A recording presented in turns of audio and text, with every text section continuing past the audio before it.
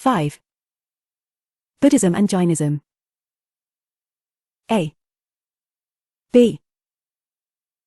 6th century BCE was a period of great religious upheaval.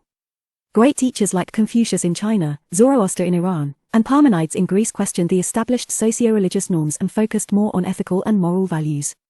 In India, the scenario was no different. India witnessed the growth of two great alternative religions, Buddhism and Jainism. These religions emphasized that true happiness does not lie in material prosperity or performance of rituals, but in nonviolence, charity, frugality, and good social conduct. Various reasons are attributed to the origin and popularity of these two important and potent religious reform movements. Causes of origin. The Kshatriyas' reaction against domination of the Brahmanas. The post-Vedic society was clearly divided into four varnas: Brahmanas, Kshatriyas, Vaishyas, and Shudras. Kshatriyas, who functioned as rulers and warriors, were ranked second in the Varna hierarchy. They reacted strongly against the ritualistic domination of the Brahmanas and the various privileges enjoyed by the priestly class, such as receiving gifts and exemption from taxation and punishment. It is rather unsurprising that both Buddha and Mahavira, key leaders of Buddhism and Jainism, who strongly disputed the authority of the Brahmanas, belonged to the Kshatriya Varna. Equally interesting is the fact that Buddhist Pali texts frequently reject the Brahmanical claim to innate superiority and reverses the Brahmanical order of rank, thus placing Kshatriyas higher than the Brahmanas. Rise of new agricultural economy which demanded animal husbandry. In the 6th century BCE, as we have noted earlier, the center of economic and political activity shifted from Haryana and Western UP to Eastern UP and Bihar, which had more rainfall and more fertile land. Since it was now easier to exploit the iron ore resources of Bihar and adjoining regions, people started using more and more iron tools and plowshare to clear the thick forest cover and cultivate the hitherto unexplored areas. The agricultural economy based on iron plowshare required the use of bullocks, and thus could only flourish with animal husbandry. But the Vedic c. d. practice of animal sacrifice resulted in killing of cattle indiscriminately and stood in the way of the progress of the new agricultural economy. Thus, for the stability and prosperity of the new agrarian economy, this slaughtering of animals had to be stopped. Since both Buddhism and Jainism advocated non-violence and were strongly against any form of sacrifices, they were found promising to the peasant masses.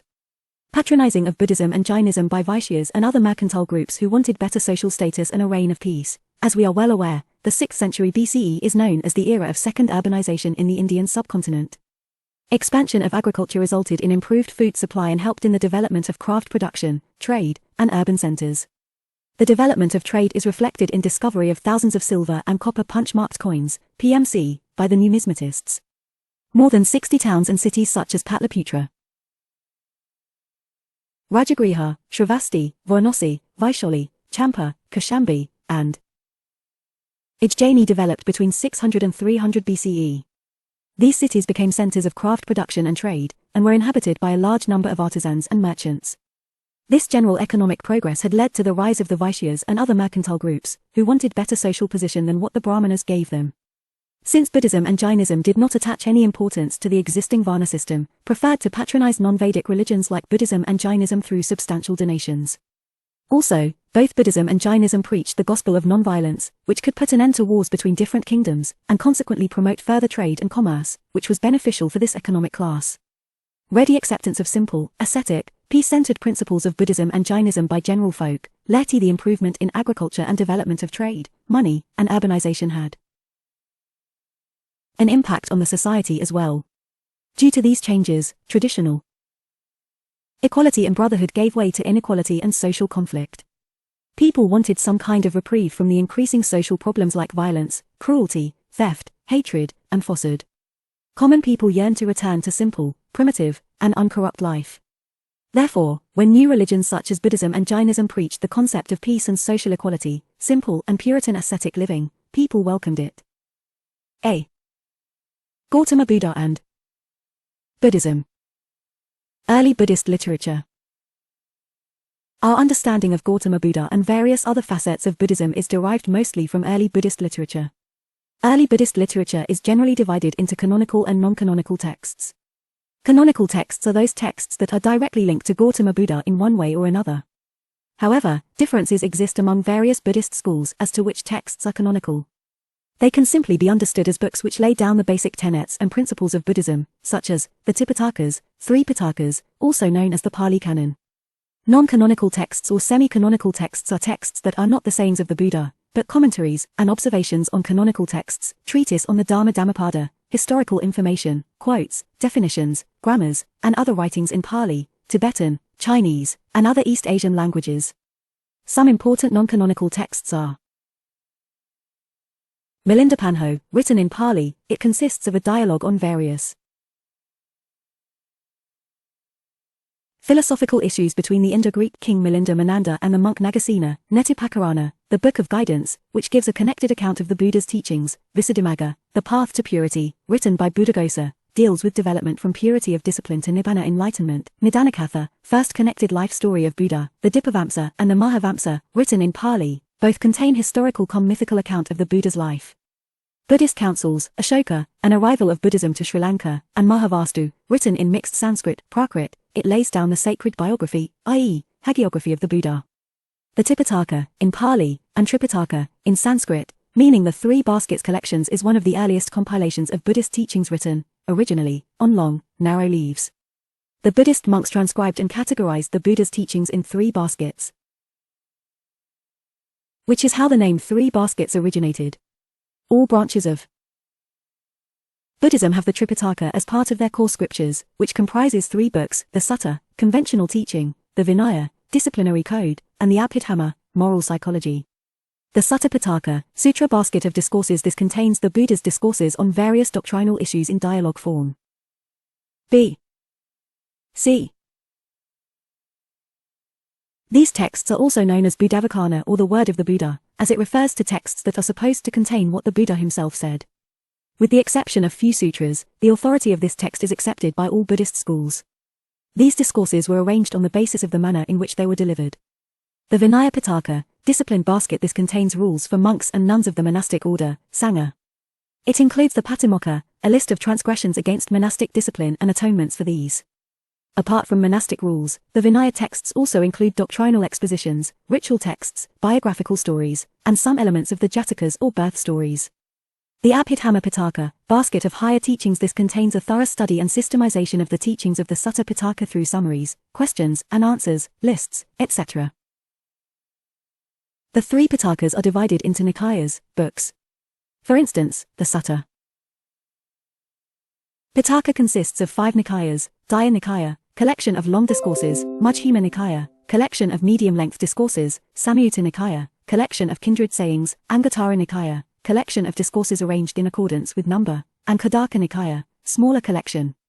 The Khuddaka Nikaya is further subdivided into 15 books, the prominent among them being the Jatakas, stories of the previous births of the Buddha; Dhammapada, verses dealing with ethical sayings; Nidesa, expositions; Buddhavamsa, the history of Buddha; Patisambhada, analytical knowledge; the Theragatha and Theragatha, songs of Buddhist monks and nuns. Life of the Buddha. The hagiography, sacred biography, of Buddha is briefed in the Sutta and Vinaya Pitakas, which is further explained in a more detailed and connected way in later texts of Buddhacharita, Mahavastu, and Nidanakatha. According to tradition, Gautama Buddha, also known as Sakyamuni Tathagata, was born as Siddhartha in 563 BCE on Vaishakha Purnima day at Lumbini, near Kapilavastu, Nepal, to Suddhodana, chief of Republican Sakya clan, who ruled from Kapilavastu in the Kosala kingdom. His mother Mahamaya, princess of the Kosala dynasty, gave birth and died 7 days after his birth. Siddhartha was thus raised by his stepmother Gautami. It is believed that soon after he was born, certain brahmanas saw the 32 marks of a Mahapurusha, great man, on his body and predicted that either he would be a world conqueror or a world renouncer. His father wanted to keep him away from the path of renunciation, hence he shielded him from all sorrows, and brought him up in luxury and comfort. The Buddha. At the early age of 16 years, he was married to Yashodhara and had a son named Rahula. However, at the age of 29, after seeing an old man, a sick man, a corpse, and an ascetic, he decided to become a wanderer and left his palace with Channa, the charioteer, and his favorite horse, Kanthaka, in search of truth, Mahabhinishkramana great renunciation, and wandered for 6 years. He meditated with established teachers of that era, firstly with Alara Kalama and then with Adaka Ramaputta, but was not convinced with their instructions that man could obtain liberation from sorrow by mental discipline and knowledge only. Later on, accompanied by 5 wandering ascetics, Kondana, Buddhya, Vapa, Mahanama, and Asaji, he practiced severe austerities until his body was almost emaciated. Realizing that austerities could not lead to realization, he abandoned them. His 5 ascetic companions, disgusted at his seeming failure, deserted him and left for Sarnath. He then moved towards the village of Senani, where he was offered a bowl of milk rice by a low-caste village girl, Sujoto. Accepting from a grasscutter a gift of kusar grass for a mat, he took a seat under a peepal tree facing east. Here he resolved not to rise again until enlightenment was attained. Here on this seat my body may shrivel up, my skin, my bones, my flesh may dissolve, but my body will not move from this seat until I have attained enlightenment, so difficult to obtain in the course of many kalpa.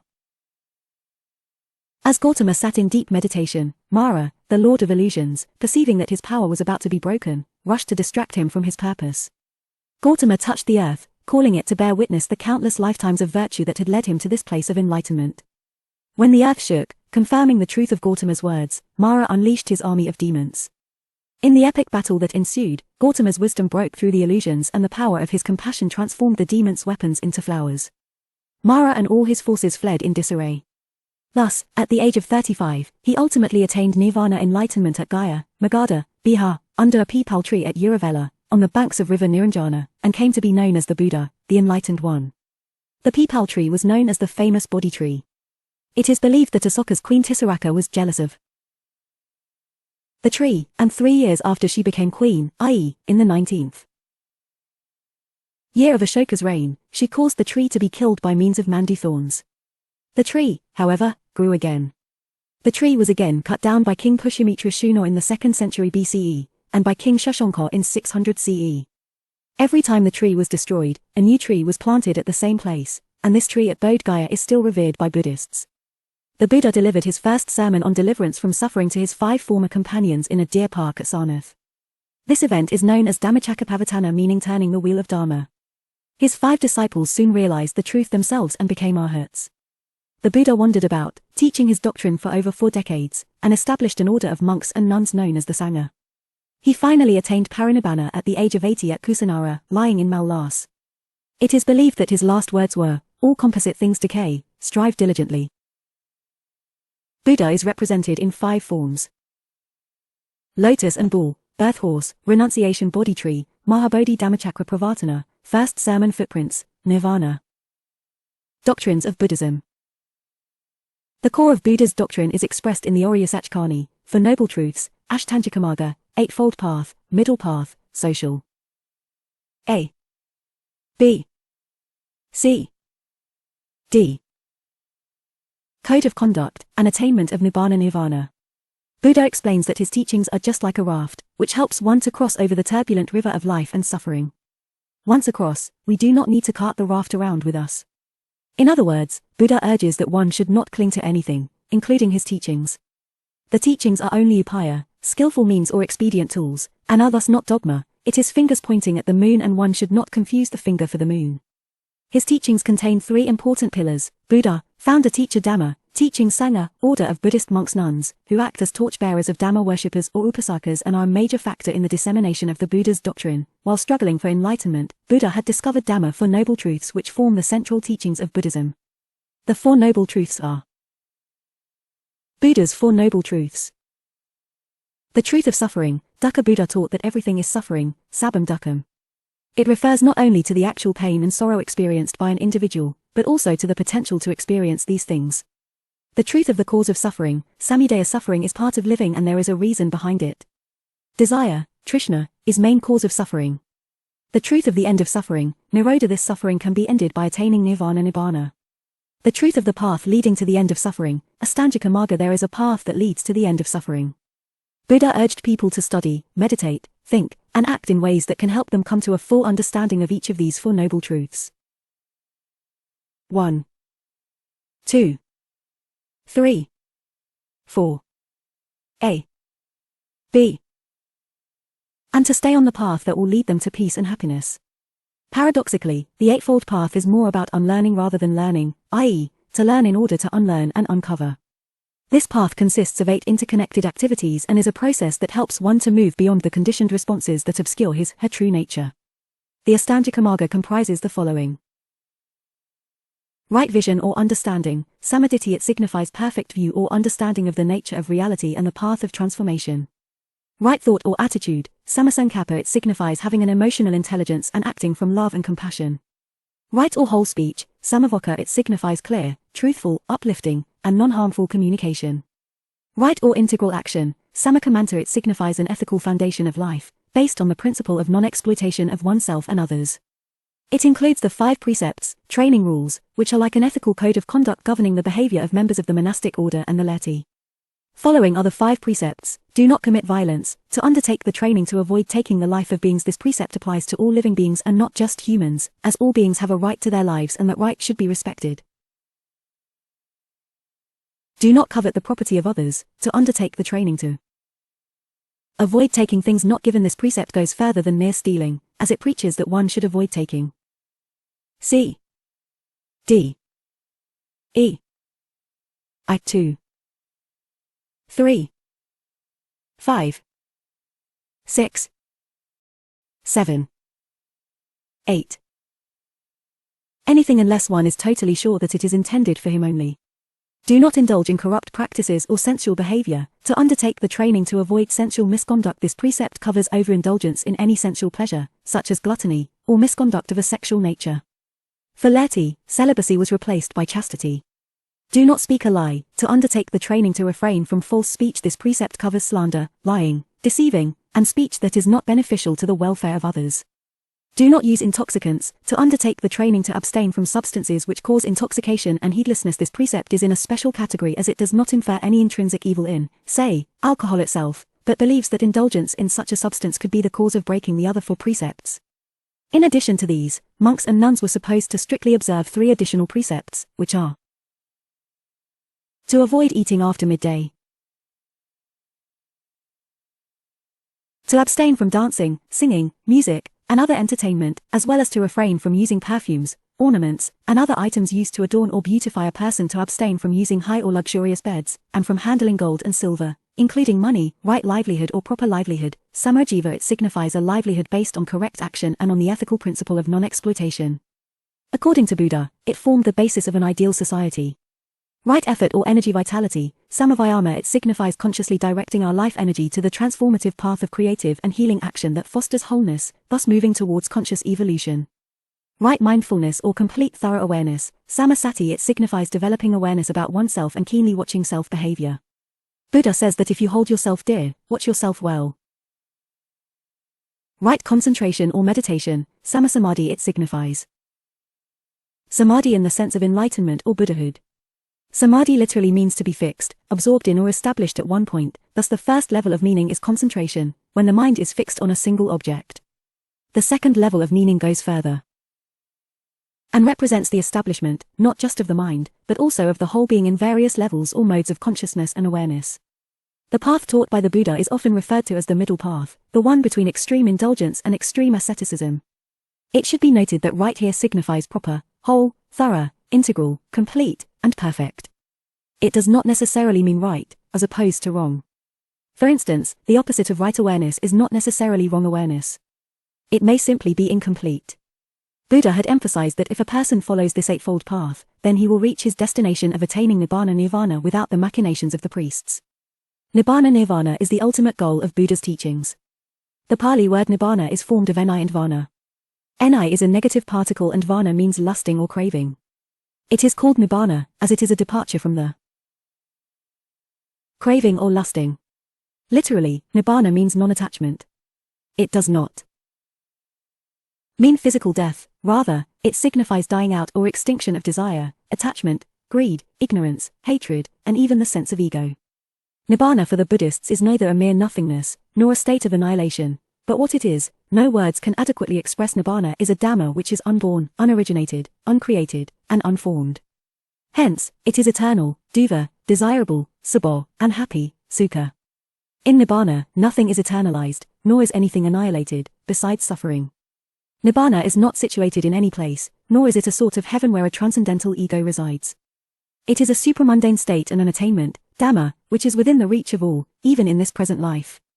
Buddhism does not state that this ultimate goal can be reached only in a life beyond. Here lies the chief difference between the Buddhist conception of Nibbana and the non-Buddhist conception of an eternal heaven, attainable only after death. or a union with a god or divine essence in an afterlife. When nibbana is realized in this life with the body remaining, it is called sopadisesa nibbana dhatu. When an arhat attains parinibbana, complete or final dying out, only used for death of enlightened beings such as Buddha, after the dissolution of his body, without any remainder of physical existence, it is called anupadisesa nibbana dhatu. It should be noted that Buddhism accepts the transmigration and impermanence, but rejects the idea of God and soul, Atman. According to Buddha, the soul is a myth. In the Buddhist universe, there are many realms, worlds, and many different kinds of beings. One can be born as any one of them. Traditionally, Buddhism teaches the existence of the 10 realms of being. At the top is Buddha, and the scale descends as follows: Bodhisattva, an enlightened being destined to be a Buddha, but purposely remaining on earth to teach others; Pratika Buddha, a Buddha on their own; Sravaka, direct disciple of Buddha; heavenly beings, superhuman angels; human beings, Asura, fighting spirits; beasts, Preta, hungry ghosts; and depraved men, hellish beings. These 10 realms are mutually immanent and mutually inclusive, each one having in it the remaining 9 realms. For example, the realm of human beings has all the other 9 states, from hell to Buddhahood. Man is at the same time capable of real selfishness, creating his own hell, or is truly compassionate, reflecting the compassion of Buddha. Buddhism states that man is characteristically placed at the midpoint of the 10 stages. He can either lower himself abruptly or gradually into hell, or rise to the enlightened state of the Buddha through discipline, cultivation, and the awakening of faith. The connection between different lives is established by karma. As opposed to ritual action of Brahmanical tradition, karma in Buddhist tradition is result of an action depending on the intention more than the action itself. Buddhism entails less feelings of guilt and puts great emphasis on mind. Buddha stresses that it is mental anguish, such as remorse, anxiety, guilt, etc., which is to be avoided in order to cultivate a calm and peaceful mind. Rebirth is governed by the cumulative results of the karma of a particular life. It is rather interesting to note that even though Buddhism emphasizes on non-violence, ahimsa, yet it does not necessarily entail vegetarianism, and monks were not forbidden from eating meat. Buddhism and Brahmanism. The Buddhist monks considered varna based on action, unlike the Brahmanas, who conferred on it a divine sanction, dividing people based on birth. In Anguttara Nikaya, it is mentioned that when a person joins the Sangha, he becomes Vavanayanti, without varna. The Sangha had members from all castes, such as Mahakassapa, Sariputta, Mahamoggallana, prominent Brahmana monks, the Buddha, Ananda, Anirudh, prominent Kshatriya monks, Upali, a barber, Chanda, blacksmith who fed the Buddha his last meal. The Pali Canon also reverses the order of rank and places the Kshatriya Varna higher than the Brahmana. Even though Buddhism was certainly more inclusive than the Brahmanical tradition, yet it supported social order based on classes and did not aim at abolishing social differences. Certain Buddhist tradition rules tried to A, B, C, D, E maintain the status quo. For instance, there were a number of conditions for entry, such as the ban on the entry of debtors, slaves, and soldiers without permission from their respective masters. This was naturally biased against these social dropouts. Similarly, both Brahmanism and Buddhism emphasized on the virtues of carrying out familial obligations, protecting private property and respecting political authority. Both also did not participate directly in production and lived on alms given by society. Reasons for spread and popularity of Buddhism. Buddhism left an abiding mark on the history of India, and it gradually became popular in Magadha and other parts of the country. With the support of Emperor Ashoka, it further spread its wings to Central Asia, West Asia, and Sri Lanka, gradually transforming into a world religion. Various reasons are attributed to its spread. Buddhism appealed to the common man as, unlike Brahmanism, it was far more liberal and democratic. Since it attacked the Varna system, it particularly won the support of the lower classes. It was open to people of all castes, and even women were admitted to the Sangha. This section of the society was neither given sacred threads nor was allowed to read Vedas, so conversion to Buddhism freed them from marks of inferiority. Buddhism also found a virgin soil for conversion in terms of the non-Vedic people. The people of Magadha readily accepted Buddhism as they were earlier looked down upon by the orthodox Brahmanas, who considered Magadha to be out of the holy Aryavata. The Buddha's personality and his rationale doctrine helped immensely in the popularity of Buddhism. He tried to win over opponents by his wit and presence of mind, and by maintaining poise and calm under difficult situations. Unlike Brahmanism, whose texts were in Sanskrit and hence accessible only to a few Brahmanas, the Buddha's teachings were in Pali, the language of the common man, which further aided in the spread of Buddhism. The patronization by monarchies of Magadha, Kosala, Kaushambi, and several other Ghana Sanghas and their people contributed to its further popularity. Buddhism tried to mitigate the evils resulting from the new material life of the 6th century BCE. Since the Buddhists had a keen awareness of the problems, social and economic disparities, they presented innovative solutions to these concerns.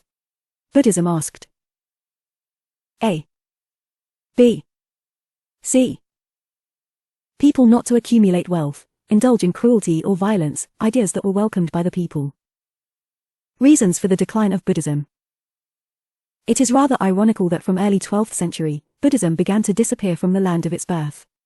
Various reasons are responsible for this. Buddhism succumbed to the same rituals and dogmas which it had originally denounced. In the beginning, it was inspired by the spirit of reform. But, gradually it became victim to the same evils of Brahmanism which it had earlier fought. It changed for worse over a period of time. The Buddhist monks gave up Pali, the language of the people, and took to Sanskrit, the language of a few intellectuals. Later, from 1st century CE, they also practiced large-scale idol worship and received numerous offerings from the devotees. This resulted in corruption of the ascetic life of Buddhist monks. The principles prescribed by Buddha were conveniently forgotten, and thus started the degradation of the Buddhist monks and their preaching. Some Brahmana rulers, such as Pushyamitra Shuna, the Huna, King Mihirakula, worshipper of Shiva, and Shaivaitsya Shonkav, Gauda, persecuted the Buddhists on a large scale. The liberal donations to the monasteries gradually declined. Also, some rich monasteries were specially targeted by the Turkish and other invaders. Key term concept meaning purpose A. Chaityas prayer halls of monks B. Viharas monasteries C. Pravraja ceremony to mark a person's going forth from home into homelessness and her becoming a novice under a preceptor. Involved shaving the head and donning ochre robes. D. Upasampada ordination ceremony when the novice becomes a full-fledged member of the monastic community. E. Upasatha ceremony held on full moon and new moon. F. Parajika literally meaning defeat. It included foremost serious offences involving expulsion from the Sangha, sexual intercourse, taking what is not given, killing someone, and making false claim of spiritual attainment. G. Pavarana. Pavarana is a Buddhist holy day celebrated on Ashvin full moon of the lunar month. It marks the end of the rainy season, sometimes called Buddhist Lent. On this day, each monk must come before the community of monks, Sangha, and atone for an offence he may have committed during the Vasa, rainy season. H. Upasakas male followers who have taken refuge in the Buddha, Dhamma, and Sangha, but who have not taken monastic vows. I. Upasakas female followers who have taken refuge in the Buddha, Dhamma, and Sangha, but who have not taken monastic vows. J. Bodhisattva enlightened beings who have renounced their own salvation and put off entering paradise in order to help others attain enlightenment. They devote all their power and energy to save suffering beings in this world. As deities of compassion, bodhisattvas are typically represented with precious jewelry, elegant garments, and graceful postures. K. Bhikkhu Sangha. Sangha of monks L. Bhikkhuni Sangha. Sangha of nuns M. The Agatha verses of elder monks N. Theragatha verses of elder nuns O. Shramana Samana one who strives to realize the truth. P. Parivrajaka. Parivrajaka wanderer. Q. Chakra god Indra. Buddhist councils. Buddhist council time place ruler president specificity. First 483 BCE Rajgriha Ajatashatru Mahakasapa held soon after the death of the Buddha. It was at this council that the Buddha's teachings were divided into three categories or baskets: Pitaka discourses, discipline, and higher knowledge. Asterisk Vinaya Pitaka, rules of the order, recited by Upali. Asterisk Sutta Pitaka, great collection of Buddha's sermons, by Ananda. Second 383 BCE Vaishali Kalasoka Sabakami. The objective was to settle a debate on certain practices of Buddhist monks, especially in Western India division, Sthaviravadins and Mahasangikas. The group who stayed called themselves the Elders, Thera in Pali. They felt they were in keeping with the original spirit of the Buddha's teachings. The other group, the Great Community, Mahasangika in Sanskrit, interpreted Buddha's teachings more liberally, but in a way that they felt was more true to his intentions. These two groups would eventually evolve into Theravada and Mahayana Buddhism. Third 250 BCE Patliputra Ashoka Moggalliputta Tissa. The objective of the council was to purify the Buddhist movement from opportunistic factions. Origin of Theravada school. Tripitaka coded in Pali language. Sent Buddhist missionaries to other countries. 4th 1st century CE. Kashmir Kanishk Vasumitra Buddhism divided into the Mahayana sect and the Hinayana sect. Some believe that the Fourth Buddhist Council is the name of two separate Buddhist council meetings. The Theravada had a Fourth Buddhist Council in the 1st century BCE in Tambapani, i.e., Sri Lanka, at Alokalena, now Ali Vihara, during the time of King Vatagamani Abhaya. The second one was held by the Sarvastivada school, in Kashmir around the 1st century CE. Different schools of Buddhism. Important Buddhist writers. A. Asvaghosha, author of the Buddha Character in Sanskrit. Contemporary of Kanishk. He was a poet, dramatist, musician, scholar, and debater. B. Nagarjuna, he is considered to be the founder of the Madhyaka school of Mahayana Buddhism. He was a friend and contemporary of Satvahana king Gautamiputra of Andhra. C. Asana and Vasubandhu, two brothers who flourished in the Punjab region in the 4th century CE. Asana was the most important teacher of Yogacara or Vijnanavada school founded by his guru, Maitrayanath. Vasubandhu's greatest work, Abhidhammakosa, is still considered an important encyclopedia of Buddhism. D. Buddhaghosa, he lived in the 5th century and was a great Pali scholar. His best-known work is the Visuddhimagga Path of Purification, a comprehensive summary and analysis of the Theravada understanding of the Buddha's path to liberation. E. Dinaga, the last mighty intellectual of the 5th century, also well known as the founder of the Buddhist logic. F. Dhammakirti, he lived in the 7th century AD, and was another great Buddhist logician, a subtle philosophical thinker and dialectician. Hinayana, Theravada, Mahayana Vijnana. A. Literally means the lesser path and Theravada signifies doctrine of the elders. Literally means the greater path. The terms Mahayana and Hinayana were given by the Mahayana school. Literally means vehicle of thunderbolt. The Vijnana or diamond vehicle is also referred to as Mantrayana, Tantrayana, Tantric, or esoteric Buddhism. The period of Indian Vijnana Buddhism has been classified as the final period of Buddhism in India. It marks the transition from Mahayana speculative thought to the enactment of Buddhist ideas in individual life. The term Vajra is used to signify the absolutely real and indestructible in a human being, as opposed to the fictions an individual entertains about himself and his nature. Jnana is the spiritual pursuit of the ultimately valuable and indestructible. B. It is the heterodox. It was a form of Buddhism, which considered the orthodox school and to be truer to Gautama Buddha's teachings than Mahayana. Theravada was the original school of Buddhist philosophy. School of Buddhist philosophy. It originated later than Hinayana. It has two chief philosophical schools, the Madhyamaka and Yogacara.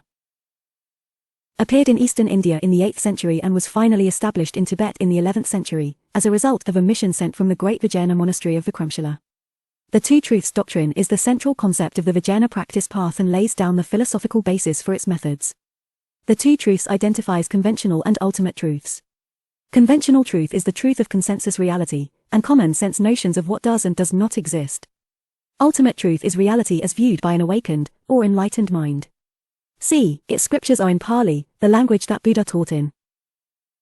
Its scriptures are in Sanskrit, the language of Indian scholasticism. Most of the terms originated in the Sanskrit language of Tantric Indian Buddhism, but since it deals with inner experiences, the Vijnana texts use a highly symbolic language Samkhya Bhasa or twilight language, that aims at helping the followers of its disciplines to evoke within themselves experiences considered to be the most valuable available to human beings. Vijnana thus attempts to recapture the enlightenment experience of the historical Buddha. D. A school of Buddhism which treats Buddha as nothing more than a human being. Does not believe in idol worship and tries to. A school of Buddhism which treats Buddha as God and worships idols of Buddhas and Bodhisattvas embodying Buddha nature. Mahayana believes in universal liberation from. It is an esoteric extension of Buddhist thought and practice which sees itself as a quicker, more effective path to enlightenment. Its followers believe that salvation can be best attained by acquiring the magical power, which they called Vajra. As with Mahayana Buddhism, the Vijnana emphasizes the role of the Bodhisattva, but the tradition tends to favor fierce deities known as the Taras. Vijnana ritual and devotion employs mantras. Attain individual salvation through self-discipline and meditation. Ultimate aim of Hinayana is thus nirvana. Suffering for all beings, hence the great vehicle. Ultimate aim of Mahayana is spiritual upliftment. It allows salvation to be alternatively obtained through the grace of the Amitabha Buddha by means of faith and devotion to mindfulness of the Buddha. It believes in mantras. Esoteric verbal formulas, mandalas, diagrams and paintings used in visualization practices, and a complex array of other rituals. Great emphasis is placed on the role of the guru in the Vijnana. These are religious teachers who have mastered the philosophical and ritual tradition. The Tibet translation of guru is lama, and the various Tibetan schools of the Vijnana trace long lineages of gurus who serve both as religious and political leaders. The Dalai Lama is the most well-known of Tibet's lamas. At present, Theravada Buddhism is to be found in Sri Lanka, its main bastion, and also in Myanmar, Thailand, and other parts of Southeast Asia. Ashoka patronized Hinayana. At present, Mahayana Buddhism is to be found in Japan, China, and other Asian countries. Kanishka patronized Mahayana and later, Harshavardhana supported it as well. It became popular in eastern India, particularly Bengal and Bihar, and is predominant in the Himalayan nations of Tibet, Nepal, Bhutan, and also Mongolia. Vardhaman Mahavira and Jainism. Early Jain literature. Jaina teachings were first preserved as an oral tradition, but later they were collated and recorded. In olden times, monks strictly followed the 5 great vows of Jainism. Even religious scriptures were considered possessions, and therefore knowledge of the religion was never documented. Later Jaina teachers realized that it was extremely difficult to keep memorizing the entire Jain literature compiled by the many scholars of the past and present. In fact, significant knowledge was already lost and the rest was polluted with modifications and errors. Hence, they decided to document the Jaina literature as known to them. The word canon for the Jaina holy writings is increasingly felt to be inadequate, for it implies an unchanging body of texts sanctioned by a central authority. The sacred books of the Jainas are known as Siddhanta or Agama, what has come down to us or tradition, and these earliest texts are in an Eastern dialect of Prakrit known as Ardhmagadi. To a large extent, the concepts of Siddhanta and Agama denote fluid groupings that are open to change. The complication of the entire canon is traditionally believed to have taken place in the 5th or 6th century CE at a council presided over by Devadi Kshamashramana held in Vallabhi in Gujarat. Compilations such as Akaranga Sutra, Sutrakritanga, and the Kalpa Sutra are regarded as the early texts. Jainism around 3rd century CE split into 2 major sects, the Digambara sky-clad or naked, and the Shvetambara clad in white. Lord Mahavira's immediate disciples were known as Ganadharas. These disciples were mendicants, as the Jaina is, and have followed him since before his enlightenment. All Ganadharas possessed perfect knowledge, Kevalgan. They orally compiled the direct preaching of Lord Mahavira into 12 main texts, sutras. These texts are known as angas, limbs or main texts, and are the oldest religious scriptures and the backbone of Jaina literature. Monks who had knowledge of a minimum of 10 puvors, means. Early or previous texts which are considered original teachings of the Jainas, were known as Srutkevlis. The Srutkevlis wrote many texts, sutras, expanding the subject matter defined in the angas. Collectively, these texts are called Angbahayas, meaning outside of angas. The Shvetambara canon includes the 12 angas, 12 upangas, scriptures which provide further explanation of angas, 10 prakarnas, scriptures which describe independent or miscellaneous subjects of the Jaina religion, 6 Cheda sutras. Subject matter described in these is only for monks and nuns and not for lay people. It relates to the conduct and behavior of monks and nuns and also explains how they can repent for their sins and mistakes. For Mula sutras, scriptures which are essential for monks and nuns to study in the earlier stages of their monkhood, and a number of individual texts such as the Nandi Sutra and Anuyogadvara. Believing that all the original angas have been lost for centuries, the Digambaras have a different canon, known as Siddhanta. It should be noted that the Tattvartha Sutra contains the main doctrines of Jaina faith, though the 2 main sects have slightly different versions and composition dates. Jainas believe that each Jaina reveals the same essential truths, according to the needs of the society and in the era in which he is born. When he reaches omniscience, he can make the Divyadvani, divine sound, through which he transmits his teachings to all sentient beings, Samavasarana. The Digamabara and Shvetambara sects interpret the notion of the divine sound differently. Digamabaras consider it to be an unarticulated sound, which is monotone and can be compared to the sound of Om. Whereas, Shvetambaras call it divine because all beings can hear it, including 5-sensed animals with understanding and spiritual abilities. It is considered to be a human language that takes the form of Ardhmagadi Prakrit. The non-canonical, commentaries on the canonical, Jaina works are partly in Prakrit dialects, such as Maharashtri, and partly in Sanskrit. The Jaina Puranas, called Charitas by Shvetambaras, are the hagiographies of the Jaina saints Tirthankaras, literally meaning ford makers, who build fords that help people across the ocean of suffering. The Adi Purana compiled in 9th century is the hagiography of Jaina founder Rishabha, Adinata. The 8th century Harivamsha Purana gives a Jaina version of the stories of Krishna, Balarama, Pandavas, and Kauravas, among others. The 9th century Jinasena and Gunabhadra authored Trishashtilakshana Mahapurana contains not only life stories of various Jaina saints, kings, and heroes, but also contains discussions on topics like interpretation of dreams, life cycle rituals, duties of a king and warrior, etc. The 12th Century Parishishtapavan by Hemachandra gives details about political history and provides the earliest account of Jaina teachers. Jaina texts include vast collection of lyrical poetry, hymns, and katha, didactic story, in different languages like Prakrit, Sanskrit, Apabhramsha, and Kannada. These texts not only offer glimpses of cultural history of that era, but also tell us a great deal about the history and doctrines of Jainism, its rival schools, the Sangha's life, etc. It is rather unfortunate that Jaina texts have not been studied as extensively as Buddhist texts. Life of Vardhamana Mahavira. Vardhamana is considered the 24th and last Tirthankara or Jina, meaning victor, one who has attained infinite knowledge and now can help others to attain liberation from the cycle of rebirth, i.e., moksha. He came to be known as Mahavira, great hero. He was also known by the names of Jitendriya, one who has conquered his inner desires, and Arahant, worthy. He possessed avadijnana, superhuman insight and cognition. Mahavira. According to tradition, he was a contemporary of the Buddha and was born in c. 599 BCE at a village named Kundagrama near Vaishali, capital of Videha. Like the Buddha, he was born in a Kshatriya clan. His father Siddhartha was the chief of the Jnatriya clan and his mother Trishela was Lichchavi's king Chetaka's sister. His family was connected with the royal family of Magadha, as Chetaka's daughter was married to Bimbisara, Haryanka dynasty of Magadha. Initially, he led a householder's life, married Yashoda, and had a daughter named Priyadarshana. But, he renounced the world in search of truth at the age of 30 and became an ascetic. He wandered for 12 years, practicing severe austerities, fasting, and meditation. At the age of 42, it is believed that on the banks of Rijupalika river, outside the town of Drimbakagrama, and in the fields of a householder named Samaga, he attained Kevalajnana, omniscience or infinite knowledge. He passed away and became a siddha, fully liberated, at the age of 72 years in c. 527 BCE at Pavapuri near Patna. Doctrines of Jainism. The Jaina doctrine is much older than Buddhism and it is accepted that in each half cycle of time there are total 24 Tirthankaras. It is rather interesting to note that the Jaina conception of time is divided into endless sequence of progressive, Utsapinas, and regressive half cycles, Avasapinas, in terms of degree of happiness. These vast spans of time are further divided into 6 kalas, stages. The first founder Tirthankara Rishabhadeva, symbol, bull, whose reference is also found in Rig Veda and Vayu Purana, belongs to our current half cycle of Avasapini, i.e., a period of regressive happiness. The historicity of all the Tirthankaras is not easy to establish. Neminatha belonging to Saurashtra, Gujarat, is believed to be the 22nd Tirthankara, and the 23 ND Tirthankara is believed to be Parshvanatha, of Benares, having the emblem of the snake.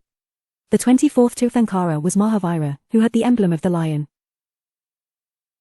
The core of Jaina doctrine is expressed in the principle of Anikantavada. Doctrine of manifold nature of reality, Syadavada, the theory of conditioned predication, Nayavada, theory of partial standpoints, Triratna, 3 gems, Panchamahavrata, 5 great vows, and Ahimsa, doctrine of nonviolence. Opposed to the philosophy of Ekanta, one-sidedness or solitary attribute, Jaina doctrine of Anikantavada is literally the doctrine of non-one-sidedness or manifoldness or non-absolutism. It is one of the basic principles of Jainism that encourages acceptance of relativism and pluralism. According to this doctrine, truth and reality are perceived differently from different points of view, and no single point of view is the complete truth. Jainas compare all attempts to proclaim absolute truth with Adgajanaya, the maxim of the blind men and elephant. In this story, one man felt the trunk, another felt the ears, while the third felt the tail. All the blind men claim to explain the true appearance of the elephant, but could only partly succeed, due to their narrow perspectives. Jaina doctrine states that objects have infinite modes of existence and qualities, so they cannot be completely grasped in all aspects and manifestations by finite human perception. Only the Kevalins, the omniscient beings, can comprehend objects in all aspects and manifestations, while all others are capable of only partial knowledge. The doctrine of Syadavada, doctrine of maybe, emphasizes on the relativity of all knowledge. According to this doctrine, all judgments are conditional, holding good only in certain conditions, circumstances, or senses. All that is possible is a number of A, B, C, I. Partially true statements about any reality, but the whole reality cannot be determined for certain. Every statement about reality should be prefixed with sayat, meaning maybe. The doctrine of Nayavada signifies the system of describing reality from different points of view. Naya can be understood as partially true statements, but they cannot lay claim to absolute validity. Naya can also be defined as a particular opinion framed with a viewpoint, a viewpoint which does not rule out other different viewpoints, and is, therefore, expressive of a partial truth about an object as entertained by a knowing agent. To achieve liberation of the soul, a Jaina must follow the three jewels of Jaina ethics, popularly called Triratna. They are, right faith, Samyak Voshana. This does not mean believing what you are told, but means seeing, hearing, feeling, etc., things properly, and avoiding preconceptions and superstitions that get in the way of seeing clearly. Right knowledge, Samyak Jnana. This means having an accurate and sufficient knowledge of the real universe. This requires a true knowledge of the 5, or 6, substances and 9 truths of the universe, and having that knowledge with the right mental attitude.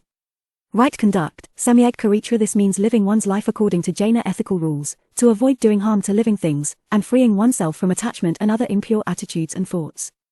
In order to help attain Triratna, one must observe Pancha Mahavrata, 5 great vows. Non-violence, ahimsa. Among these 5 vows, non-violence, ahimsa, is the cardinal principle of Jainism, and hence it is known as the cornerstone of Jainism. Non-violence is the supreme religion, ahimsa paramo dharma.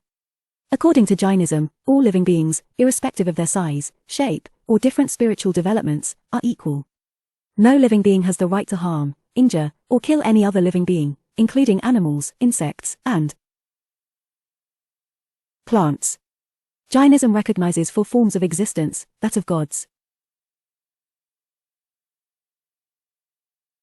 Deva, humans, Manushya, hell beings, Naraki, and animals, and plants, Tiryancha, who are further divided on the basis of the faculty of sense into smaller subcategories, Ekandriyas, single-sense bodies, and Nigadas, lowest of Ekandriya having sense of only touch, who are born in clusters and whose lives last only a fraction of a second.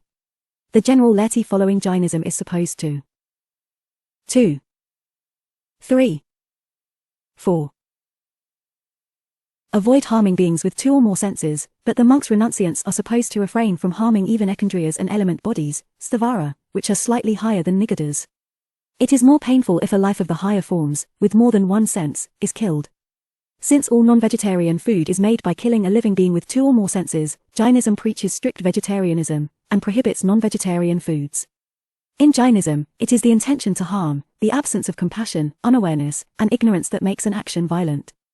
Violence is not defined by actual harm, for this may be unintentional. Without violent thought there can be no violent action. Non-violence is to be observed in action, speech, and thought. One should not be violent, ask others to do so, or approve of such an activity. Jainism prohibited the practice of war, and even agriculture for its followers. Eventually Jainas confined themselves to trade and mercantile activities. Truth, Satya. Jainism insists that one should not only refrain from falsehood, but should always speak the truth, which should be wholesome and pleasant. One should remain silent if the truth causes pain, hurt, anger, or death of any living being. Anger, greed, fear, and jokes are the breeding grounds of untruth. To speak the truth requires moral courage. Only those who have conquered greed, fear, anger, jealousy, ego, and frivolity can speak the truth. Truth is to be observed in speech, mind, and deed. Non-stealing, achurya or asteya. Stealing consists of taking another's property without his consent, or by unjust or immoral methods. It does not entitle one to take away a thing, which may be lying unattended or unclaimed. One should observe this vow very strictly, and should not touch even a worthless thing, which does not belong to him. When accepting alms, help, or aid, one should not take more than what is the minimum requirement. To take more than one's need is also considered theft in Jainism.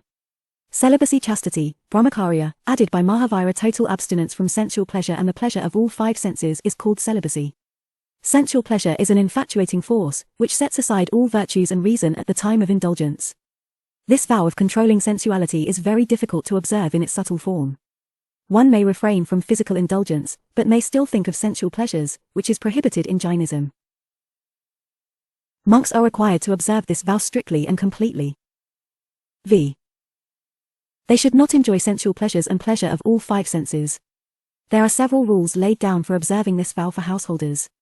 They should not indulge in any physical relationship other than with one's own spouse, and that too of limited nature. Non-attachment, non-possession, aparigraha. An attachment to worldly objects results in the bondage to the cycle of birth and death. Therefore, one who desires spiritual liberation should withdraw from all attachments to objects that please any of the 5 senses.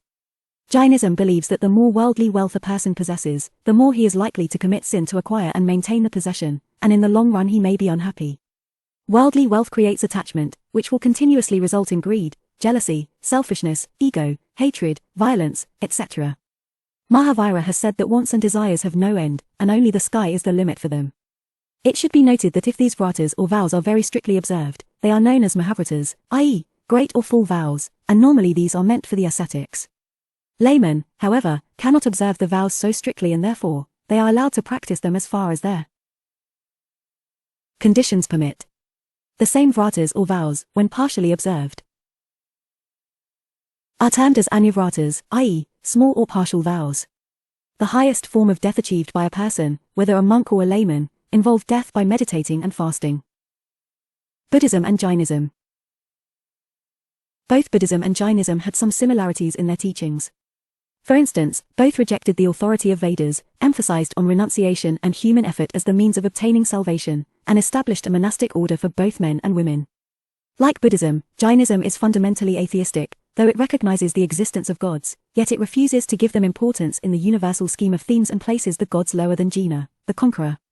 Like Buddhist texts, Jaina texts criticize the Brahmanas, their practice of animal sacrifices, and ritual authority giving preference to Brahmanas. Both Jainism and Buddhism focus on the superiority of the Kshatriya Varna over all other Varnas including Brahmanas. They both attempted to give a new connotation to the meaning of Brahmana, shifting the emphasis from an ascribed status to one achieved by good deeds. They use the word Brahmana in the sense of acknowledging a wise person who possesses true knowledge and lives an exemplary life. Like Buddhism monastic order, people of all castes and social backgrounds were welcomed in Jainism. There are frequent mentions of a learned Jaina monk named Harikesha who belonged to a Chandala family. Brahmana Varna was represented by Bhadrabahu, Divakara, Jinasena, and Haribhadra. Similarly, Jainism opened its doors to women mendicants who were addressed as Aryika or Sadhvi. Spread and influence of Jainism. Jainism gradually spread to Western India where the Brahmanical religion was weak. The early Jainas adopted Prakrit language of the common people to preach their doctrines and discarded Sanskrit language, which was mainly patronized by the Brahmanas. This greatly helped in widening the follower base of Jainism. And, with the support of kings who greatly patronized Jainism, like Chandragupta Maurya, he himself became a Jaina ascetic and spent his last years in Karnataka, it became popular in southern India too. The Great Famine that occurred in Magadha after 200 years of the death of Mahavira also contributed to its spread in southern India. According to tradition, the famine lasted for about 12 years, and in order to protect themselves, many Jaina followers under the leadership of Bhadrabahu, who later came to be known as Digambaras, went south and spread Jainism there. Around 4th century BCE, it also spread to Kalinga and was greatly popularized by its king Kharavela. In about 2nd and 1st centuries BCE, it reached as far as the southern districts of Tamil Nadu. Later, it penetrated Malwa, Gujarat, and Rajasthan. It is rather interesting to note that even though Jainism did not win as much state patronage as Buddhism, and was not as fast to spread as Buddhism in early times, it still retained its hold in many areas of the Indian subcontinent, whereas Buddhism has practically disappeared from the land of its birth. Different schools of Jainism. Digambara Shvetambara literally means sky-clad. Digambaras stress the practice of nudity as an absolute prerequisite to the mendicant's path and to the attainment of salvation. Literally means white-clad. Shvetambaras assert that the practice of complete nudity is not essential to attain liberation. B. According to tradition, during the famous Magadha famine, 200 years after the death of Mahavira, they are the ones who under the leadership of Bhadrabahu migrated south and lived in the old traditional way. According to tradition, during the famous Magadha famine, they are the ones who under the leadership of Sthalabhahu had stayed back at Magadha. When the Jainas who had migrated south returned, they accused this group of violating rules of Jainism on account of wearing white clothing. C. On the point of liberation of women, Digambara tradition holds that a woman lacks the body and rigid will necessary to attain moksha, i.e., liberation, hence she has to be reborn as a man before such an attainment is possible. For instance, the 19th Tirthankara of the Shvetambara tradition is not accepted as female by them, rather as a male named Malinatha, born into a royal family as a prince, who after taking vows of Digambara monk, eventually became a Tirthankara. Whereas, Shvetambaras acknowledge the possibility of women attaining Jinahood and maintain that women are capable in the present lifetime of the same spiritual accomplishments as men. For instance, in the Shvetambara tradition, the 19th Tirthankara is a female named Molly, who is the only female Tirthankara.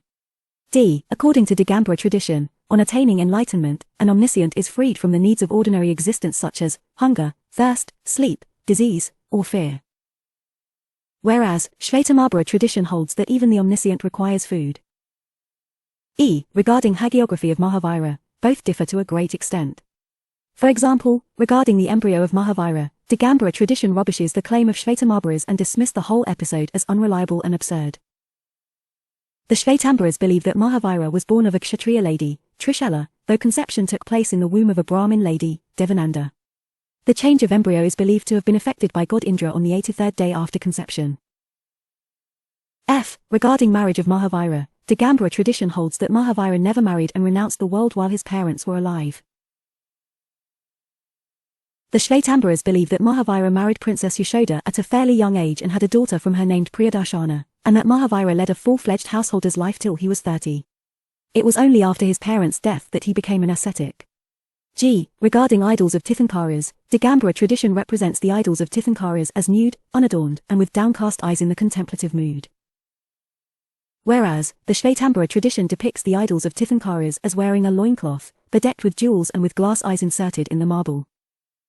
Regarding canonical literature, Digambaras hold that the original and genuine texts were lost long ago.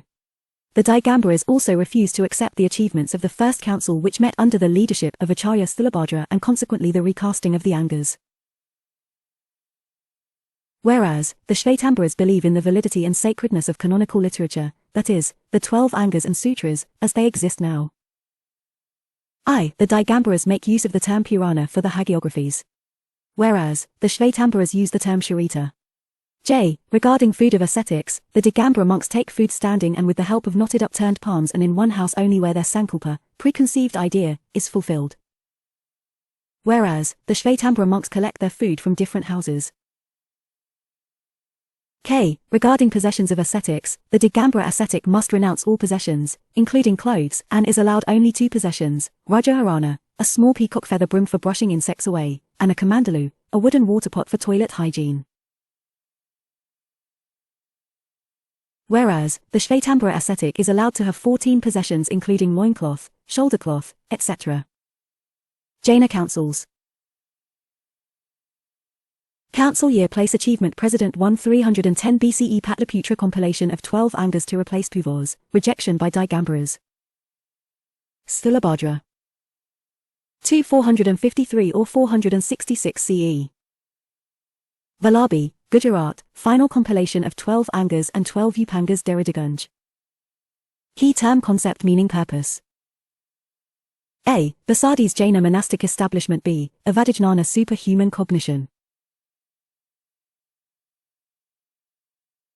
C. Gunadhara's chief disciplines of Mahavira. D. Siddha fully liberated. E. Dravya substance. F. Guna quality. G. Parya mode. H. Jiva soul. I. Eva in fact. J. Pudgala aggregates of atoms which have form, color, taste, and smell, and can be touched and felt. K. Chaitanya consciousness. L. Virya energy. M. Mohania delusion causing karmas. N. Asava flow. O. Nujara wearing out. P. Gunasthana's stages of purification. Q. Arhat who has entered the stage of Kevalajnana. R. Tirthankara Arhat who has already acquired the capability of teaching the doctrine. Ajivikas. Buddhism and Jainism were not the only religions which challenged Brahmanical dominance. According to the Buddhist sources, more than 62 sects and philosophies flourished in this period. One of these sects, known as the Ajivikas or followers of the way of life, were an ascetic order that started at the time of Buddha and Mahavira, and lasted until the 14th century. Ajivika was founded by Makli Gosala. Ajivikas were very popular in Magadha in the 3rd century BCE and Mauryan kings donated several caves in the honor of Ajivika monks. According to tradition, it is believed that for some 6 years, Mahavira's hardship was shared by Gosala, but ultimately the two quarreled and Gosala left Mahavira to found the sect of the Ajivikas, predeterminism or Niyati. His doctrines and those of his followers are known only from Buddhist and Jaina sources, which state that he was lowborn and died after a quarrel with Mahavira shortly before the Buddha died. The Ajivikas, who were rigid fatalists and determinists, supposedly held that the affairs of the entire universe were ordered by a cosmic force called Niyati, meaning rule or destiny in Sanskrit, that determined all events, including an individual's fate, to the last detail and that barred personal efforts to change or accelerate improvement toward one's spiritual destiny. No human effort could have any effect against Niyati, and therefore karma is a fallacy. Nirvana was only reached after living through an immense number of lives, which proceeded automatically like the unwinding of a ball of thread, the last life being as an Ajivika monk. As a result of this static and melancholy view of the human condition, the Ajivikas practiced austerities rather than pursue any purposeful goal. Some later Ajivikas worshipped Gosala as a divinity, and the tenet of Niyati developed into the doctrine that all change was illusory and that everything was eternally immobile.